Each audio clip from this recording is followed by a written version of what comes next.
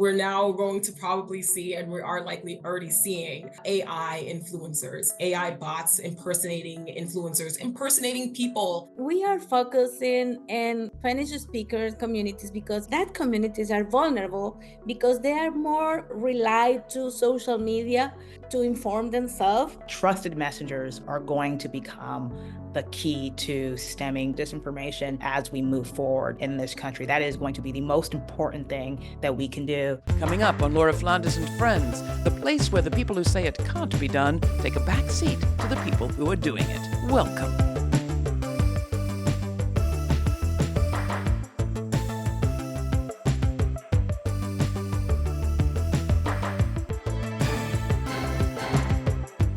Disinformation, the deliberate spread of false or misleading data or stories, is dangerous. It can affect the way we relate to one another and determine the choices we make. Fakes and hoaxes have always been with us. The British, for example, distributed fake messages from George Washington during the War of Independence, supposedly calling the whole thing off. But technology has only made the problem worse, accelerating how fast and how far lies can spread and how precisely they can be targeted. Theories like those that proliferated after the shooting of Donald Trump can quickly become facts, given the right amount of repetition. This time, on our Meet the BIPOC Press monthly feature, we're going to ask who are the targets of disinformation in election 2024 and what can be done to protect fact-based journalism. With me, Tamoa Calzadilla, the editor-in-chief of Factchequeado, a collaborative initiative to combat mis- and disinformation that targets Latino and Spanish-speaking communities. She's an award-winning investigative journalist from Venezuela whose work in the U.S. focuses on news literacy, conspiracy theories, and hate. Also, Esosa Osa. She is the former Deputy Executive Director of Fair Fight Action, the voting rights organization founded by Stacey Abrams, and the founder of Onyx Impact, which just released a first-of-its-kind report looking at disinformation specifically in Black online spaces. And finally with us is Kadia Tubman, disinformation correspondent for Scripps News, a national broadcast news channel based in Atlanta. Formerly, Kadia was the managing editor for diversity, equity, and inclusion for Insider's Global Newsroom and a national politics reporter at Yahoo News. Well, welcome all. I am so glad to have you. Kadia, let's start with you. Disinformation officer. I mean, there's a whole beat now dedicated to this story. How do you define disinformation? That's distinct from just good old lies. It's not just a matter of lies that we see or that we're sharing or we're telling each other or we're spreading around. It's actually an intentional act to confuse people. And in this day and age, as you already started to say and to lean on, is that when we're so social and so accessible to information, anyone could be a target for disinformation, but as it goes, anyone can be the person spreading it. But it absolutely starts with intent. Esosa, coming to you. I mean, I remember stories of GOP, mostly GOP operatives in Democratic-leaning Black neighborhoods in places like Pennsylvania, even New Jersey, being caught distributing flyers in Black churches and Black neighborhoods saying that the election was going to be on a different day than it was actually going to be on. That's old. But you're looking specifically at what's happening now. What are you seeing? As we see in innovations in technology and generative AI and what have you, we see the cost of disinformation really approaching zero, and with some bad actors even being paid to spread disinformation, while the cost of accessing truth is becoming more and more expensive every year. And so we're really focused on some of the narratives that we see targeting towards Black communities where, the polling hours may be intentionally incorrect. It may be spreading disengaging content, divisive content in Black online spaces. So what do you mean that it is getting more expensive to get actual facts? I hate that phrase, but facts, and easier to get everything else? One of the things that generative AI allows us to do is to create very personalized content very, very quickly at almost no cost, right? And so you can create disinformation narratives online, hyper-personalized narratives incredibly quickly. We are also seeing that folks are AI platforms are actually creating headlines and news articles that are more believable than actual journalist-based headlines. And so the cost of trying to decipher what is true, right, is going to by default increase. You need you need to find trusted messengers. That's going to take time. You need to subscribe to different news organizations. That's going to cost money, right? It's going to, you need to make sure you're checking sources far more often. That's again going to take time. And so we're really in a brand new environment of trying to decipher what is true and what is not. And it is sometimes true that reality is crazier than fiction. Coming to you, Tamoa, you're looking specifically at Spanish-speaking communities. Why? We are focusing in Spanish speaker communities because we consider that communities are vulnerable because they are more they are more relied to social media to inform themselves with messaging apps like WhatsApp, YouTube, Facebook, and for example, WhatsApp is an encrypted system and you cannot have to access at what's going on there, where is the conversation there, the narrative of disinformation there. And it's the reason why in Factchequeado we are building an alliance with other media outlets and organizations that that are working for Spanish speakers. So just to tease out that again, I'm hearing you're saying that the Spanish-speaking community is more likely to use closed systems or even encrypted systems like WhatsApp. Why? Because of the background, because in Latin America, we communicate with our families and friends by WhatsApp, for example, and it's the same behavior when you are in the United States because you are in contact with all your families and Spanish speakers in Spain or in Latin America, And the study shows that Latinos are more relied to WhatsApp than other groups, for example, and they are more relied to use YouTube and Facebook to participate in politics discussions, to have conversations, and to share disinformation and misinformation. Coming back to you, Kadia, we're not just talking about online, like there's good old radio. There's, of course, broadcast television. There's all sorts of possible sources for information. We hear a lot about bots, kind of disembodied bots online. But how important are influencers of the flesh and blood variety, and where are you seeing the biggest problems? What is so fascinating right now in media altogether, just taking a step back for a second, is that we're seeing less and less trust in mainstream media and more trust in influencers, specific voices, specific personalities, especially with apps like and social media platforms like TikTok. People are more likely to say, I listen to this person for my news, or I trust this voice for my information. So across the media landscape, we're seeing more and more trust in influencers and in personalities. At the same time, because of that trust that's growing with an audience, we're seeing those influencers being tapped or used by bad actors to spread misinformation. We're seeing influencers being flown out to DC, or at least the reports that I've been getting is influencers being flown out to DC, being coached and being taught to talk about politics, whether they are from battleground states like Arizona or North Carolina. They're being taught to talk about this because they're of course political actors, but also bad actors too, who know that one way to get in front of an audience is through an influencer. Now, that doesn't mean that all influencers have bad intentions or don't know what they're talking about or can't be trusted. It does mean that we need to pay a lot more attention to what influencers are saying, who might be motivating them to say these things, or who might be behind them, and whether we can actually trust their information or verify it for ourselves. And then, of course, there's AI, right, Kadia? I mean, AI creates characters who could be your unknown influencer. Right, which is even wilder. I mean, talk about technology on technology, or just getting super meta. We're now going to probably see, and we are likely already seeing, AI influencers, AI bots impersonating influencers, impersonating people to pretend that they're influencers that they should trust and follow and spread their misinformation.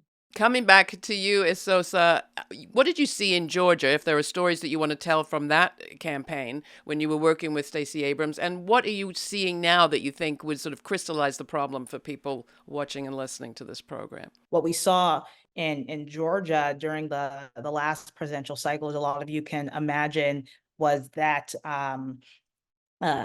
initial what we saw in the U.S., like an initial deluge of election fraud narratives that were to a degree that we hadn't really seen before, or at least for quite some time in the country. And once the November elections ended and the entire focus was on the Georgia runoffs, right? We saw this just hyper targeting of those narratives to folks in Georgia, and we saw those disinformation narratives morph into the next stage of that, which was online threats and harassment, especially to Black and brown election workers. And so we're still seeing the effects of that here in Georgia, not just with the many anti-voting bills that have been passed, but even the state election board and them trying to, just a couple of days ago, increase the number of poll watchers that could be in voting locations by like 3 times, right, at a random meeting. It's all kind of flowing from what we saw in 2020. You make a good point that it is hard to counter disinformation with facts. Is that just a function of the way our brains work, or we get tired, or what do we know about that? Disinformation works in a similar way, regardless of your background, your income, your party, and that is that the more times that we hear something, the more likely we are to believe that thing is true and to believe other people believe it's true as well, right? We substitute repetition for truth. That's how you teach little kids basically anything, right? And so that truth is that fill the gap issue. Telling something that that's something they believe is wrong, right, doesn't necessarily fill the gap.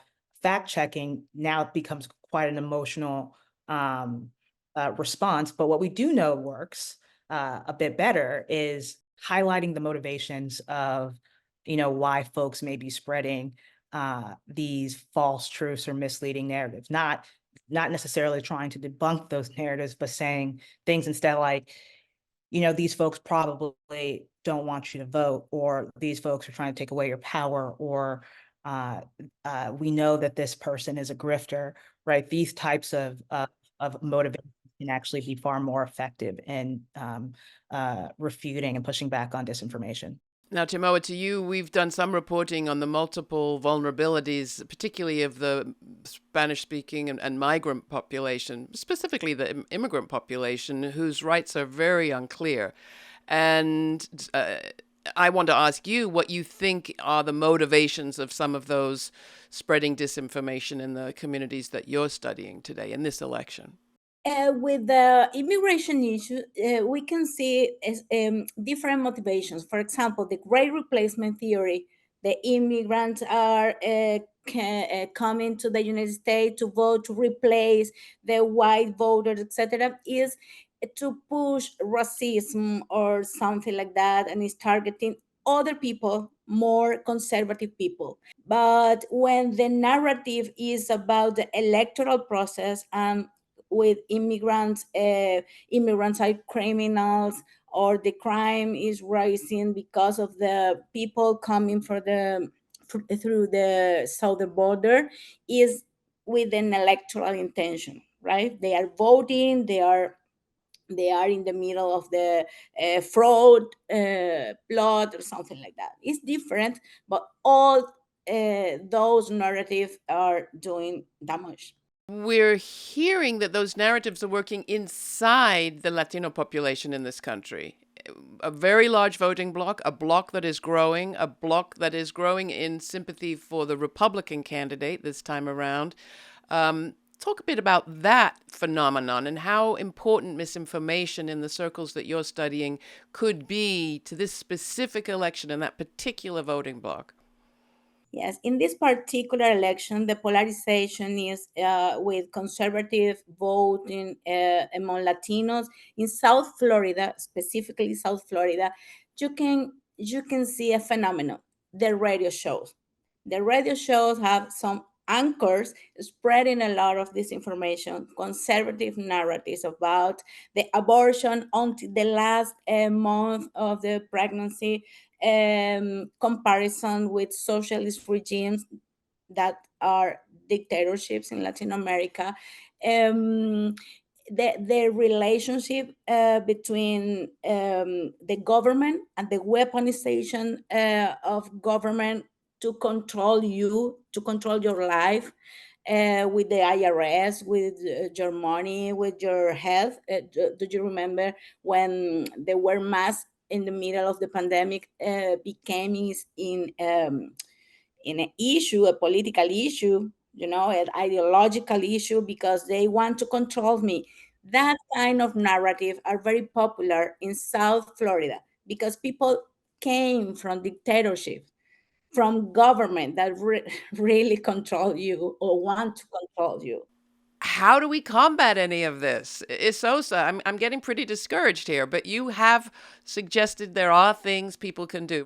One of the big solutions that Onyx Impact is really focused on is investing in Black media in particular, and engaging with Black online influencers and gateway platforms as well, making sure that we keep saying this word trust in this conversation, but it is that trusted messengers are going to become the key to stemming disinformation as we move forward in this country. That is going to be the most important thing that we can do. Identify local, state, national trusted messengers, both political and non-political, and make sure they're constantly showing up on these platforms, make sure their reach is being expanded, make sure people see them as an authentic source of news and information. And so investing in Black media, where 60%, 64% of Black folks in the country still get a lot of their news from Black-owned sources of media. So making sure that they can have a much larger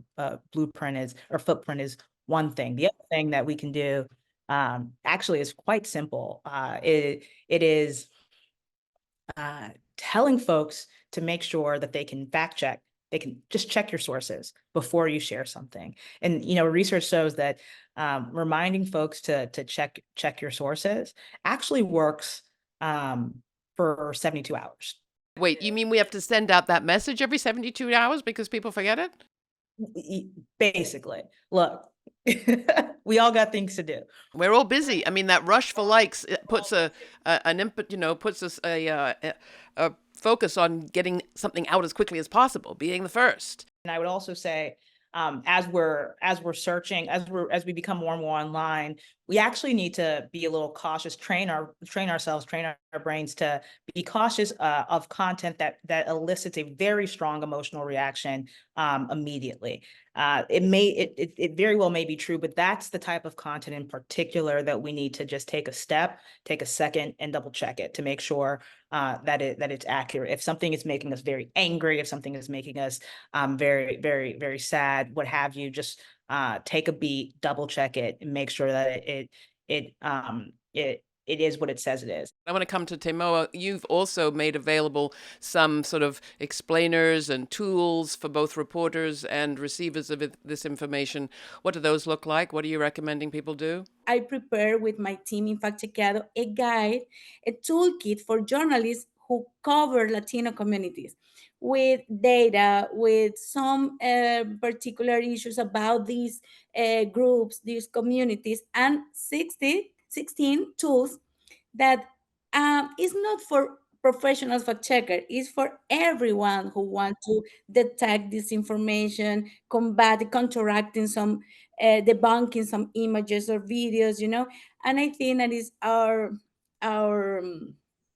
our part in this story, in this particular year, in the middle of this campaign, with a lot of this information that the people, the audiences have, how to understand, how to consume all of this. And for journalists, this is a group of tools useful in your newsroom, small and large, and media literacy. I think that the most important thing is that this is a problem that we can do this together. It's a collaborative work. We have an alliance with more than 90 media outlets because we understand that we alone, we can do that. There is a lot that we can do as individuals. And as reporters, I always say, if you don't want to be too reliant on online sources about what happened where, when, go places. Actually be present. Then you'll know whether it happened or not. Although no guarantee. Kadia, to you, there's also a role for government and law. And you recently wrote a piece about a case that was in front of the Supreme Court, a win of sorts. I want you to just tell us a little bit about that.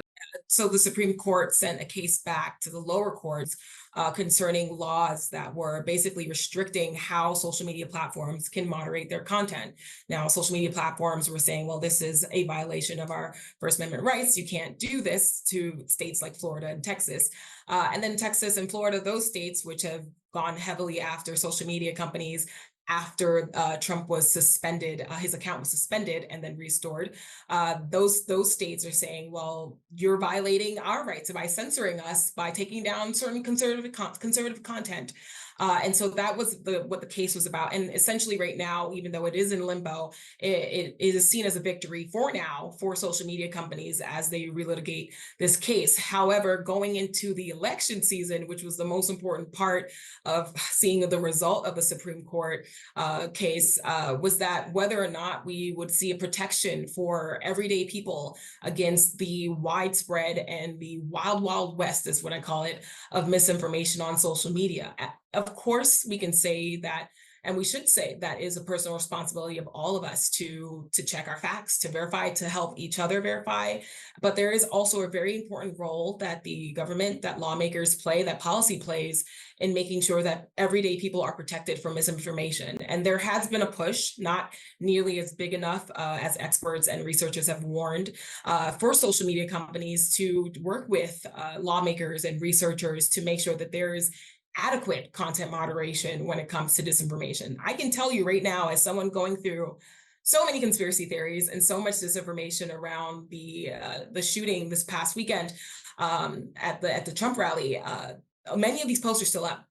Many of them may have disclaimers that they're false, whether they are doctored photos or language that has completely, it's basically outright lying.